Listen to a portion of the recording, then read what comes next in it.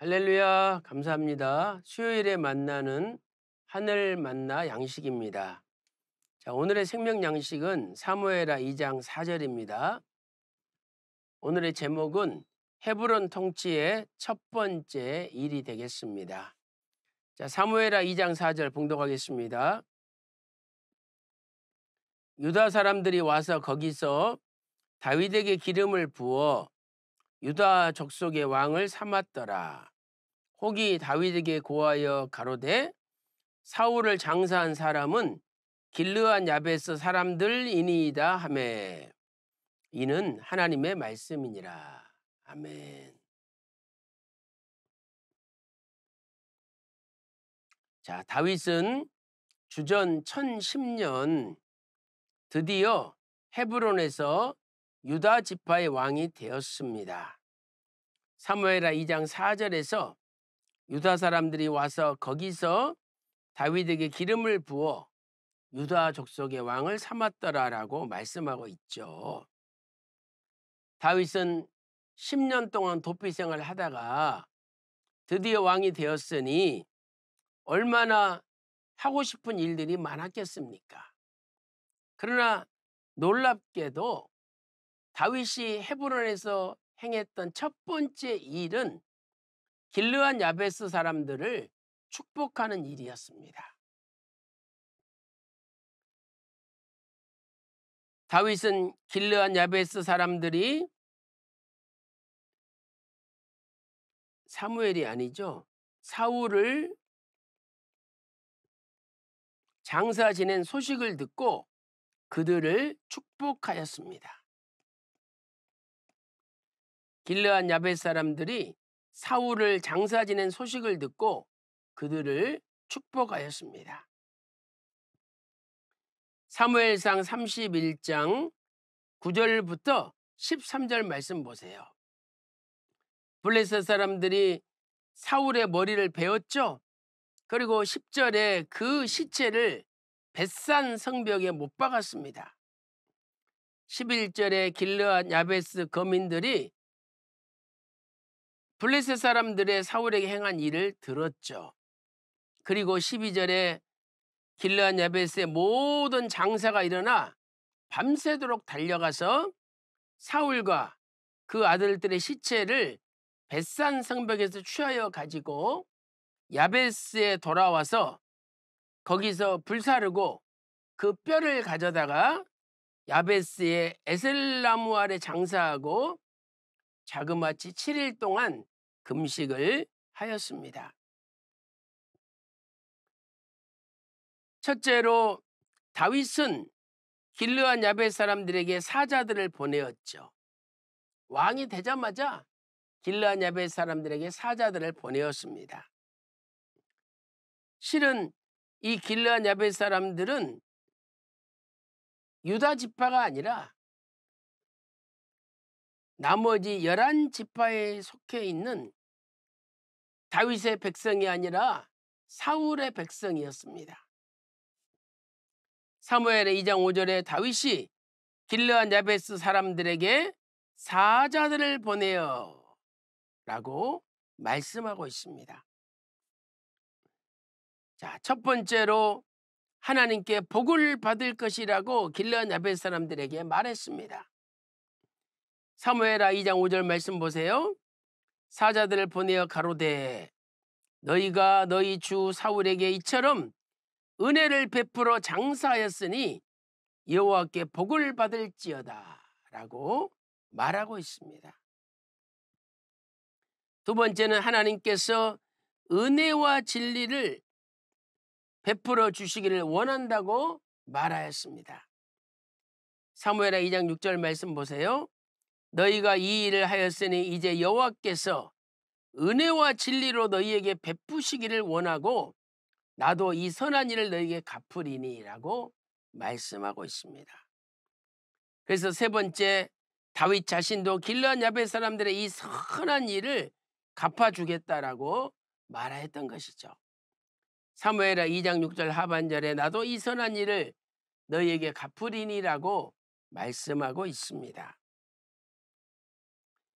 그리고 네 번째는 길르앗 야베스 사람들에게 용기를 가지라고 격려하였습니다.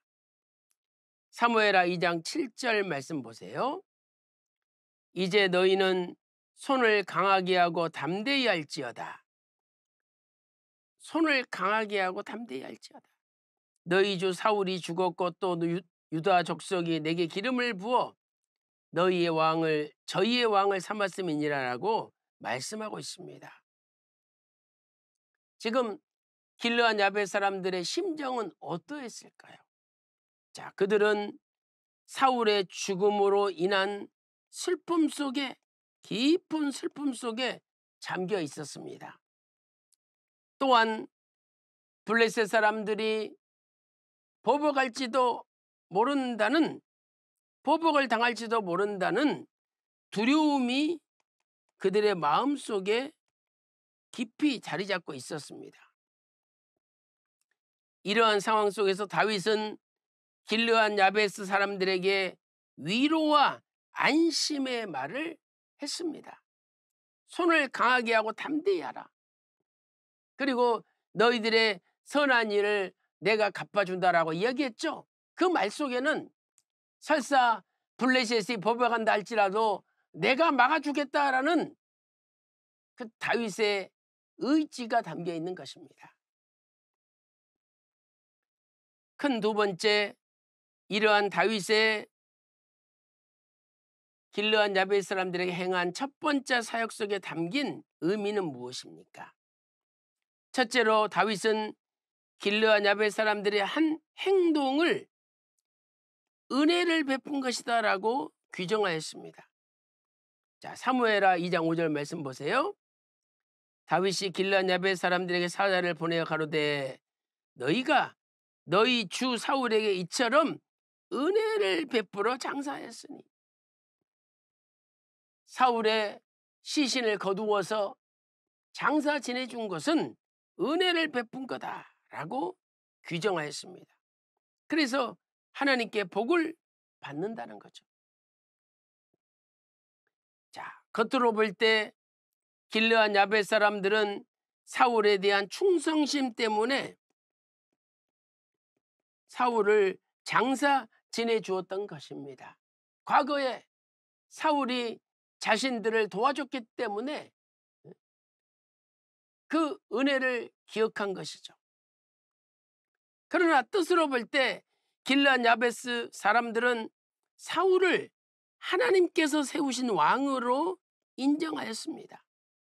그래서 그를 장사 지내주었던 것이죠. 왜냐하면 여기 은혜라는 단어는 히브리어 헤세드인데, 이 은혜는 근본적으로 하나님께서 사람에게 베풀어 주신 것이기 때문이라는 거예요. 사울은 길르앗 야베스 사람들에게 은혜를 베풀었습니다. 또 길르앗 야베스 사람들도 사울에게 은혜를 베풀었습니다. 그러나 결국 이 모든 은혜는 하나님께서 주신 거라는 거죠. 하나님께서 주신 거라는 겁니다. 사랑하는 성도 여러분, 우리도 피차에 은혜를 베풀기도 하고 은혜를 받기도 하면서 살아갑니다. 그러나 이 모든 은혜는 결국 하나님께서 우리에게 주신 선물이라는 거죠.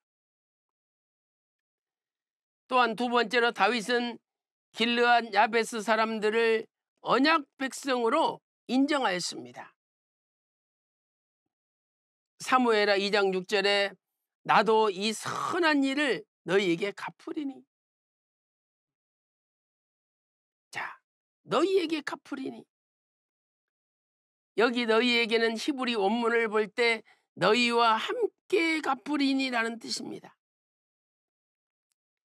히브리어로 이테켐, 너희들과 함께라는 뜻이죠. 지금 다윗은 길르앗 야베스 사람들이 자신과 함께하는 사람들이라고 규정한 것입니다. 유다 지파가 다윗과 함께하였는데 길르앗 야벳 사람들도 다윗과 함께한 똑같은 언약 백성이라고 인정한 것입니다. 그래서 설사 블레셋 사람들이 너희들을 공격한다 할지라도 내가 지켜주고 보호하겠다는 뜻이 이 속에 담겨 있는 것이죠. 아무도 하나님이 세우신 왕 사울이 죽었을 때 그 시신에 관심이 없었습니다. 그런데 길르앗 야벳 사람들은 그 시신을 장사지내 줬습니다. 다윗은 그것이 하나님의 은혜라고, 그리고 그 일을 한 너희는 나와 함께하는 언약 백성이라고 인정을 한 것이죠. 세 번째, 다윗은 길르앗 야벳 사람들에게 이제는 새로운 왕에게 충성하라고 촉구하고 있습니다. 너희가 사울이라는 하나님 세우신 왕에게 지금까지 충성했다면 이제 사울이 죽고 내가 새로운 왕이 되었으니 역시 하나님께서 세우신 새로운 왕에게 너희는 순종해야 된다라고 촉구하고 있는 것입니다. 그래서 사무엘하 2장 7절에 이제 너희는 손을 강하게 하고 담대히 할지어다 너희 주 사울이 죽었고 또 유다 족속이 내게 기름을 부어 저희의 왕을 삼았다라는 사실을 말씀하고 있는 것입니다. 다윗은 결국 길르앗 야벳 사람들이 사울에게 충성한 것처럼 이제 하나님께서 새로운 왕으로 세우신 자신에게 충성해야 함을 간접적으로 알려주고 있는 것이죠. 자, 이제 결론을 내려보겠습니다. 결국 다윗은 길르앗 야벳 사람들을 품음으로 자신이 전체 이스라엘을 품을 왕이라는 것을 선포한 것입니다. 다윗은 사울을 장사 지낸 길르앗 야베스 사람들에게 선대함으로 자신이 사울과 그 백성을 자신의 대적으로 생각하고 있지 않았다는 것을 알려준 것이죠. 결코 한 번도 다윗은 사울을 자신의 대적으로 생각하지 않았다는 것입니다. 이 길르앗 야베스 사람들은 요단강 동편 땅인 므낫세 반지파 2분의 1 지파 소속 사람들이었습니다. 그러므로 그들은 본래는 사울의 백성이었죠. 근데 다윗은 그들을 선대함으로 이제 내가 전체 이스라엘 백성을 선대할 것과 나는 전체 이스라엘 백성을 품을 수 있는 넓은 마음을 가지고 있는 왕이라는 것을 보여준 것입니다. 참으로 깊은 뜻이 그 속에 담겨 있는 것이죠. 이러한 다윗의 넓은 마음은 죄인까지도 품으시는 예수님의 마음, 예수님의 모습을 보여주고 있습니다. 그래서 예수님께서는 십자가에 양손 양발이 못이 박히시고 온몸에 채찍에 맞으시고 머리에 가시밀관을 쓰신 그 극도의 가장 심각한 고통 속에서도 십자가상의 첫 마디는 누가복음 23장 34절에서 아버지여 저희를 사하여 주옵소서 자기의 하는 것을 알지 못함이니다라고 용서의 기도를 올리신 것입니다.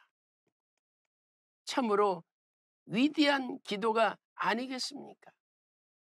참으로 바다보다 넓고 우주보다 넓은 예수님의 마음이 아니겠습니까?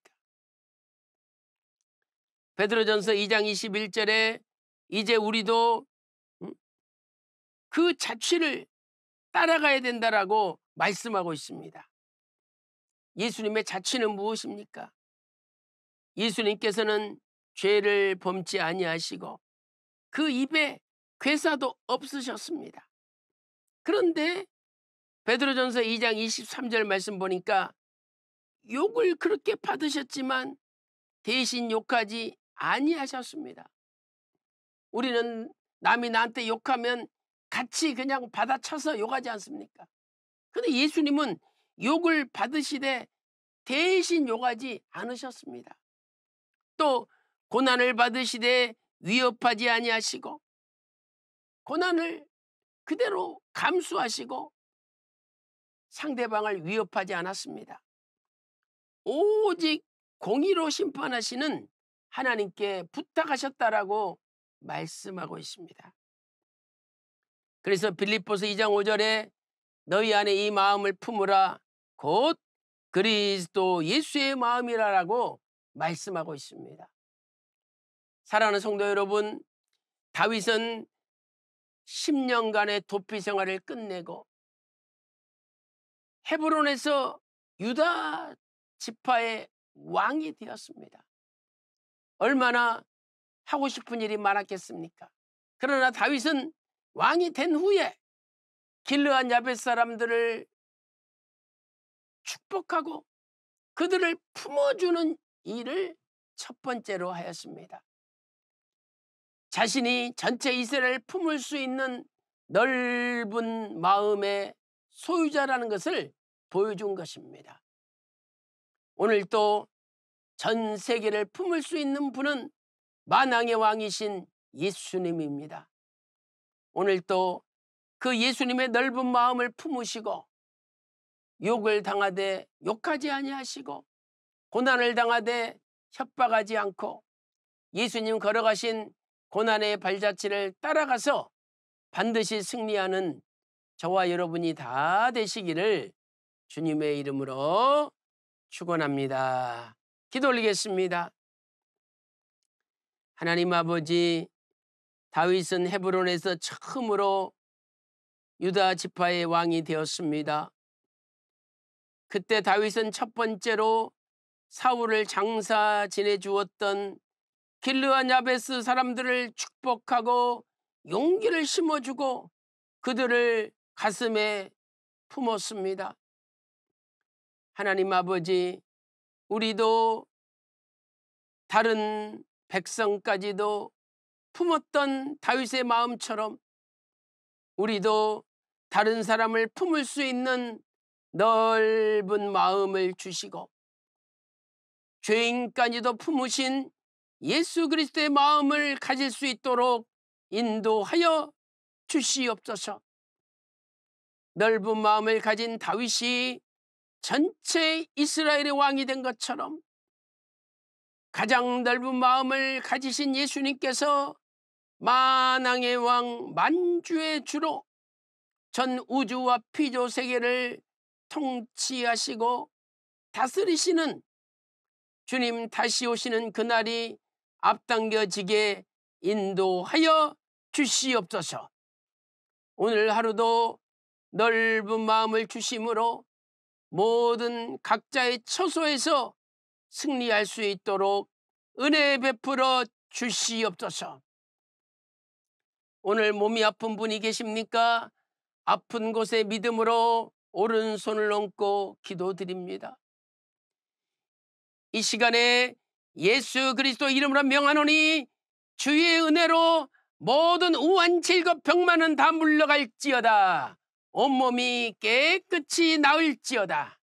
가정가정마다 근심 걱정 우한 질겁 병만은 물러가며 오늘부터 하는 일이 다 잘될지어다.